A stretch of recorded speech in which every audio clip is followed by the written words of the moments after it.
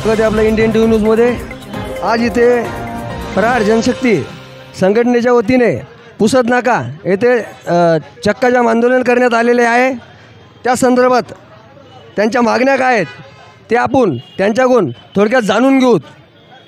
काय सांगसाल? आज बच्चूभाऊच्या नेतृत्वात जे आम्ही आंदोलन केलेलं आहे, आमच्या मागण्या एकच आहे की भाऊंनी वारंवार उपोषण केलेत, पैदल यात्रा काढली, तरी या गेंड्याच्या कातडीच्या शासनाला जाग येत नाही। तरी आज आम्ही इथं चक्काजाम केला, पण याच्या अगोदरला जे आंदोलन राहील आमचं तर ते तीव्र प्रकारचं राहील। कारण की आज आम्हाला बच्चूभाऊंनी सांगितलं की बा शांततेच्या मार्गाने तुम्ही आंदोलन करा, पण याच्यानंतर जर आमच्या मागण्या पूर्ण झाल्या नाही तर याच्यानंतर जे आंदोलन आहे ते तीव्र राहील। आज आम्ही पुसद नाका येथे शेतकऱ्यांसाठी आंदोलन करत आहोत।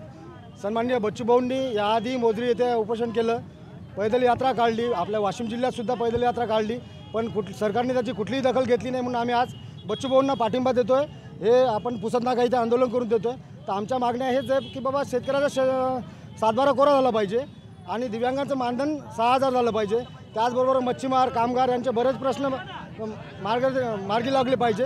यासाठी आम्ही आज इथं पुसद नाका वाशिम येथे रास्ता रोको आंदोलन करतो आणि ह्या मागण्या पूर्ण नाही झाल्या तर हे आंदोलन यापुढे याच्याहीपेक्षा जास्तच दिवस असेल एवढंच सांग। या आंदोलनात कोण कोण सहभागी झाले? यामध्ये आमचे संपर्क प्रमुख दत्ता महाराज पागदाने आहेत, सुरेशभाऊ मापारी आहेत, उद्धवराव बाळासाहेब ठाकरे गटाचे, परत आमचे शहर प्रमुख इंदिरा आंबेकर आहेत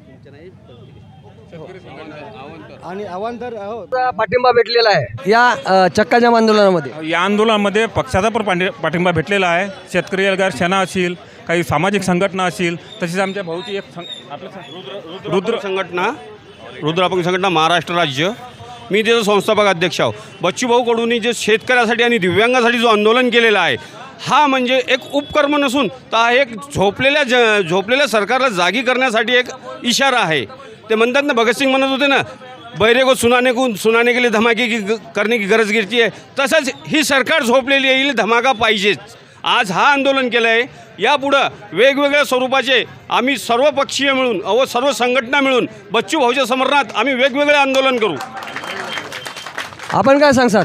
काय नाही, एकीकडं आमदार खासदाराच्या पगारवाढ होते, आता महाराष्ट्र शासनामध्ये आमदार खासदारांना पगारवाढ झालेली आहे। आमदार खासदारांचं विविध शासकीय सुविधा भेटत आहेत, तर मग जो जगाचा पोशिंदा आहे अशा शेतकऱ्याचं कर्जमाफी का होत नाही? यांना विविध योजना चालवण्यासाठी विनाकारण पैसा खर्च केला जातो, परंतु शेतकऱ्याचे जे काही बिल आहेत ते का माफ होत नाहीत?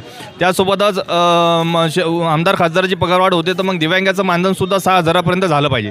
तुम्ही लाडकी बहीण योजना आणली, लाडकी बहीण योजनेसाठी कोणत्या महिलांनी तुमच्या शासनाच्या विरोधात मोर्चे काढले का? नाही, पण ज्याला द्यायचं त्याला देत नाहीत आणि ज्याला द्यायचं नाही त्याला देऊन टाकते शासन। तर शेतकऱ्याची कर्जमाफी झाली पाहिजे, दिव्यांगांना 6000 मानधन झालं पाहिजे, त्यासोबतच कलावंतांची मानधन वाढ झाली पाहिजे, निराधारांचे घरकुल लाभ झाला पाहिजे। अशा विविध मागण्या घेऊन आम्ही बच्चूभाऊ कडू यांच्या सोबत आहोत। ऑल इंडिया ब्लू टायगर सेना महाराष्ट्रभर बच्चूभाऊ कडू यांच्या सोबत आहे।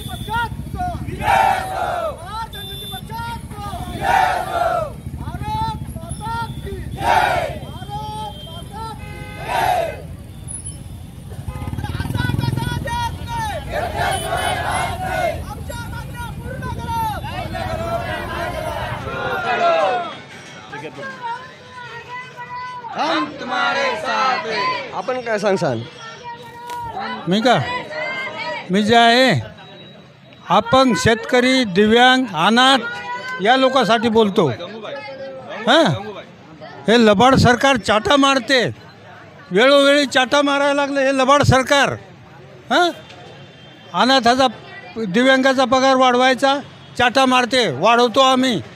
शेतकऱ्याची कर्जमाफी आमचे बच्चूभाऊ कडू रात्रंदिवस शेतकऱ्यासाठी, अनाथासाठी, दिव्यांगासाठी अहोरात्र कष्ट करतात।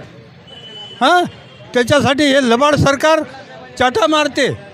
हां, त्यामुळं आम्हाला कर्जमाफी पाहिजे, आम्हाला दिव्यांगाचा पगार 6000 रुपये पाहिजे, अनाथाचा त्याच्याबरोबर वाढलाच पाहिजेत आमच्याबरोबर। हां, आज 2 वेळा पेरणी करून पिकाची नुकसान झाली, पूर येते। हां, बरंच नासाडी केली, याच्यावर कोणाचं लक्ष द्यावं?